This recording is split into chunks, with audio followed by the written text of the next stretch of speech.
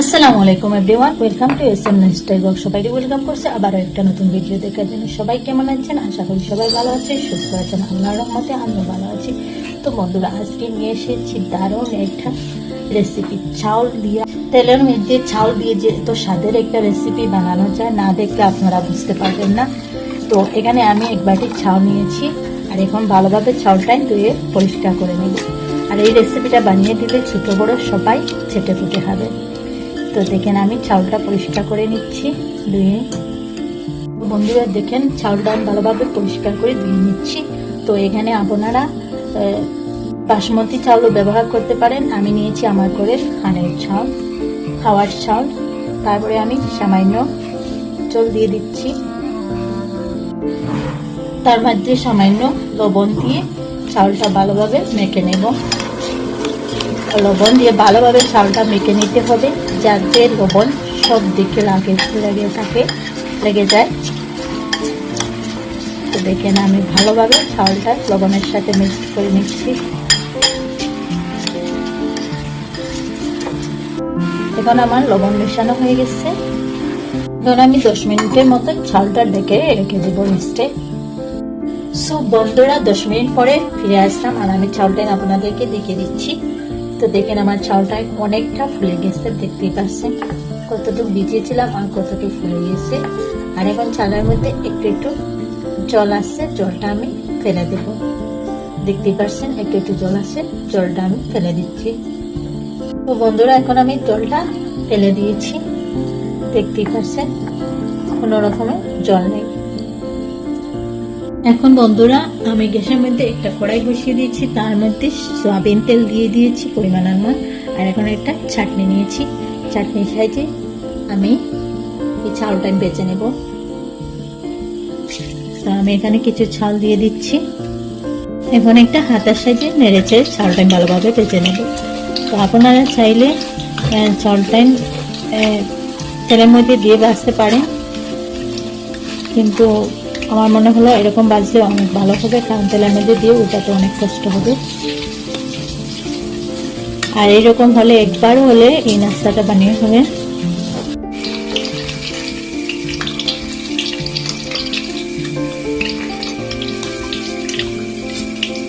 তো দেখতে পাচ্ছেন আমার চালটাই কিরকম হয়েছে। এরকম করে করে আমি চালটা বেজে নিব। আর এরকম চাটনির সাহায্যে বাজলে খুব সহজ হবে ওটাতে। তো আমি এরকম করে হালকা বাদামি কালার করে বেজে নেব।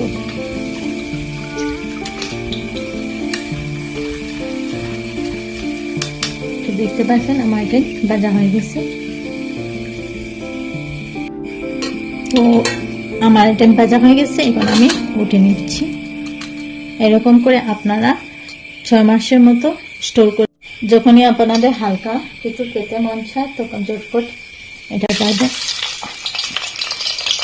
এটা খেতে পারবেন।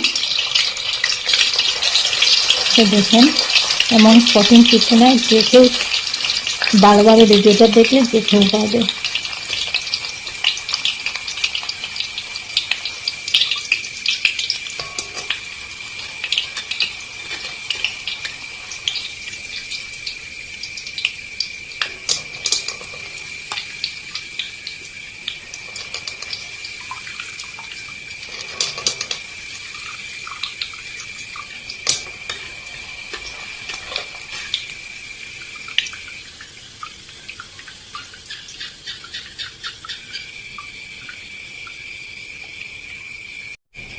তো বন্ধুরা দেখেন, এটাই আমার হয়ে গেছে, দেখতে পাচ্ছেন। এখন আমি ভালোভাবে তেলটা জড়িয়ে নেব। তো দেখেন আমার তেল জড়া হয়ে গেছে, এখন আমি প্লেটে নিয়ে নিচ্ছি।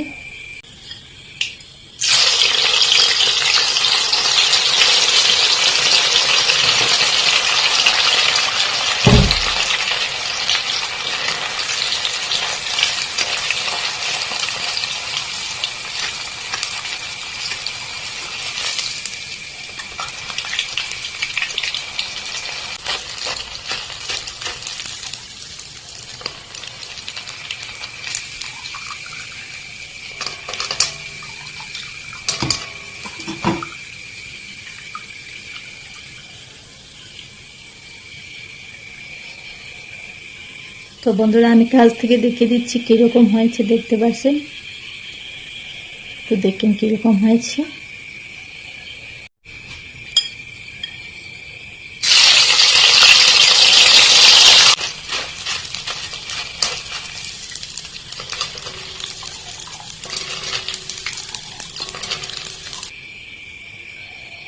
আর বন্ধুরা আপনারা না করে খেলে বুঝতে পারবেন না যে তেলের মধ্যে চাউল দিয়ে এত স্বাদের যে একটা নাস্তা রেসিপি বনে রেডি হয়ে যায়। একবার ট্রাই করে দেখবেন, অনেক স্বাদের হয়, একটু দরদাম করবে যখন তখন, তো আপনারা বের হয়ে খেয়ে নিতে পারেন। তো বন্ধুরা একটা অবাক করা রেসিপি, আর খেতে একদম মুড়ির মতো হয়ে যায়। তো দেখতেই পাচ্ছেন আমি সবটি ভেজে নিয়েছি। এখন আমি ভালোভাবে তেলটা ঝরিয়ে নেব।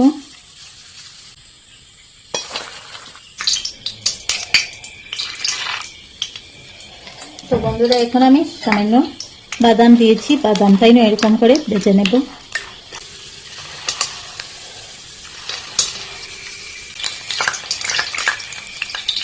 তো দেখতে পাচ্ছেন আমার বাদামটাই না ভাজা হয়ে গেছে।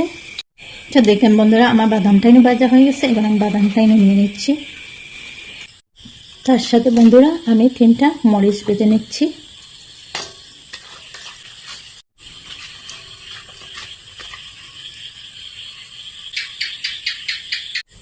তো বন্ধুরা দেখতে পাচ্ছেন সামান্য চাল দিয়ে আমি অনেকগুলো ভেজে নিয়েছি। আর এটা দেখতে একদম মুড়ির মতো, খেতেও একদম মুড়ির মতো।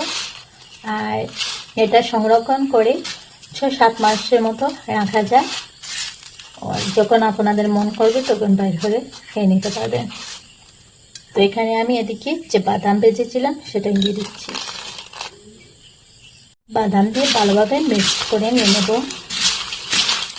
আর বন্ধুরা এটার মধ্যে পেঁয়াজ কুচি করে, ধনিয়া পাতা কুচি করে, আদা দিয়ে মিক্সড করে খেয়ে নিতে পারবেন। আমি এখানে অনেকগুলো ভেজেছি আমি স্টোর করে রাখার জন্য, তাই আমি এটা আর আপনাদেরকে দেখালাম না। তো দেখেন বন্ধুরা, আর তারপরে আমি এর মধ্যে দিয়ে দেবো বেঁচে রাখা মরিচ। তো কেমন লাগলো বন্ধুরা আজকের আমার ভিডিওটা, আশা করি তোমাদের ভালো লেগেছে। আমি কাছ থেকে দেখিয়ে দিচ্ছি। তো দেখতে পাচ্ছেন কীরকম হয়েছে, অনেক লোভনীয় বন্ধুরা, খেতে অনেক স্বাদের হয়। তো কেমন লাগলো তোমাদের ভিডিওটা? যদি ভিডিওটা ভালো লাগে তাহলে লাইক, কমেন্ট, শেয়ার করতে ভুলবে না। আর নতুন বন্ধু হয়ে থাকো যদি প্লিজ আমার চ্যানেলটা সাবস্ক্রাইব করে রাখো, যাতে আমার নিত্য নতুন ভিডিও আসলে সবার প্রথম তোমাদের কাছে পৌঁছে যায়। তো বন্ধুরা আজকে এই পর্যন্ত। সবাই ভালো থাকেন, সুস্থ থাকেন, নিজের খেয়াল রাখেন, পরিবারের খেয়াল রাখেন। আবার নতুন কোনো ভিডিওর সাথে দেখা হবে। আল্লাহ হাফিজ। আসসালামু আলাইকুম রহমতুল্লাহি ওয়া বারাকাতুহু।